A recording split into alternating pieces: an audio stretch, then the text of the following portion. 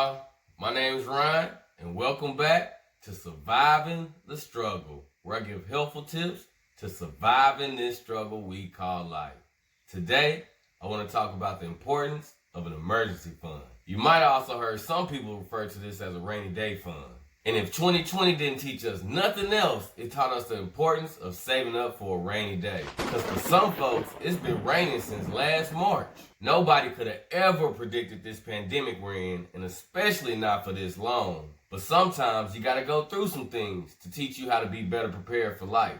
In this video, we're gonna go over what an emergency fund is, how much should you save, and where should you put this money. So let's start off with what is an emergency fund. An emergency fund, or sometimes referred to as a rainy day fund, is money set aside to cover any of life's unexpected events. Now, we're not talking about an unexpected shoe release or some J's that you just gotta have, or a sale that you just can't miss. This is things like unexpected medical expenses, any home appliance repairs or replacements, if your car breaks down and you gotta get that fixed, or if you happen to become unemployed. An emergency fund creates a financial buffer that can keep you afloat in times of need without having to go deeper in debt. Did you know that 40% of Americans couldn't come up with $500 for an emergency without selling something or getting a loan? And 25% of Americans don't have any emergency savings at all. Having an emergency fund changes what could be an emergency into a mere inconvenience.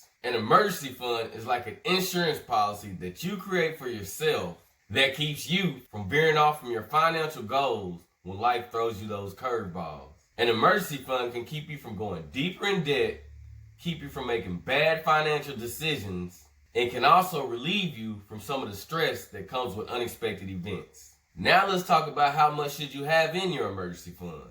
There's no magic number to exactly how much you should have. This is personal finances, and everybody's situation is different. Job security, how many people are bringing in income, and just what's comfortable for you are just some of the things to think about when trying to figure out how much to save for emergencies. But anything is better than nothing. If you're just now starting or trying to get out of debt, many experts recommend saving up $1,000 for emergencies.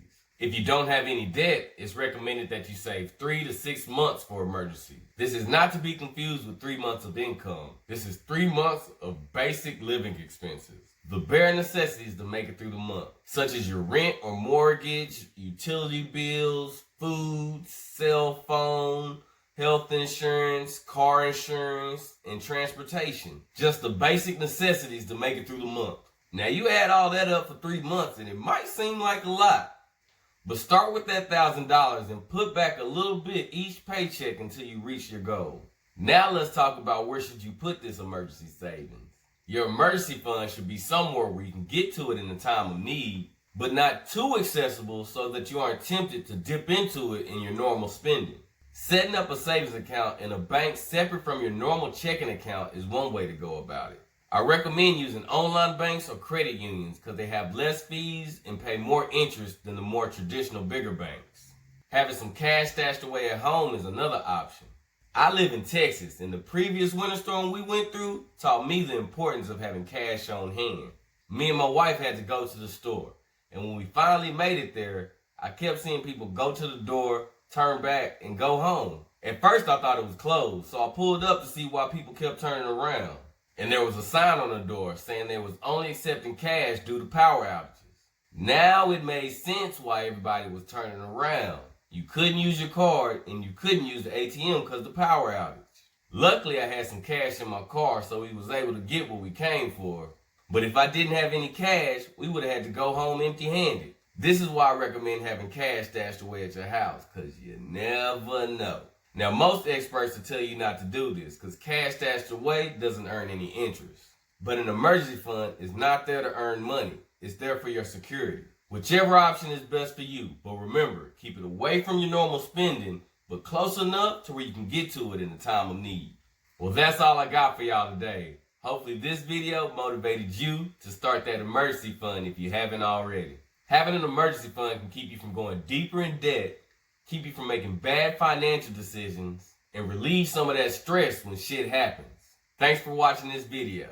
You made it this far, so you might as well hit that like button below. And if you haven't already, subscribe and hit that little bell on the side so you'll be notified when I upload new videos. And join me on this journey of surviving the struggle. Leave a comment below. Do you have an emergency savings? Or are you about to start an emergency savings? Or just type Team STS. Again, thanks for watching, and until next time, peace.